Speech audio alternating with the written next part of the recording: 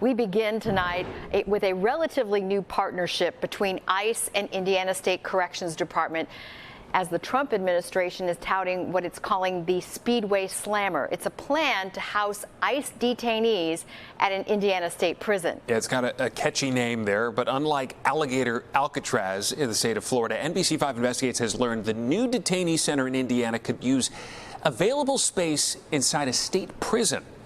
Investigative reporter Bennett Haeberle is joining us now to take a closer look at what he's uncovered about this new facility. Yeah, we should probably start with the name itself to avoid any additional confusion. The Trump administration has called it the Speedway Slammer, but it has nothing to do with the Indianapolis Motor Speedway or Speedway, Indiana. We're talking about the Miami Correctional Facility, which is 71 miles north of Indianapolis. The state prison located in Bunker Hill, Indiana, was built back in 1997 and can house up to 3,000 individuals. It sits on the southeast corner of the Grissom Air Force Reserve Base. The Department of Homeland Security posted this image to X on Tuesday of an Indy car outside of a prison wall. In response, a spokeswoman for IndyCar said that they were unaware of plans to incorporate our imagery, adding that they're communicating our preference that our intellectual property not be utilized moving forward in this manner. A spokeswoman for the Indiana Department of Correction told NBC5 Investigates that their department is working closely with Governor Braun to partner with federal authorities to enforce immigration laws. And while the details are still being worked out, she said that there are 1,200 beds not being filled, which is the space that would be utilized for this partnership.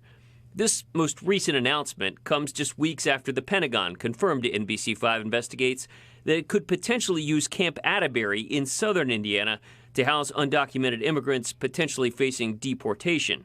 But Indiana Governor Mike Braun told reporters there's no timeline yet for the detainees' arrival. The issue of illegal immigration was, I think, what the election was litigated on. When it comes to our state, we're going to cooperate when it comes to what I've said before, as we're housing detainees that have broken the law after they entered illegally. We're going to cooperate with the federal government. Now, Governor Braun has been somewhat critical of the recent ICE arrests in Indiana, saying the original mission was to find the worst first. NBC's own data shows in June of this year, 64% of ICE arrests in Indiana had no previous criminal conviction. In Illinois, that figure was 75% with no criminal conviction.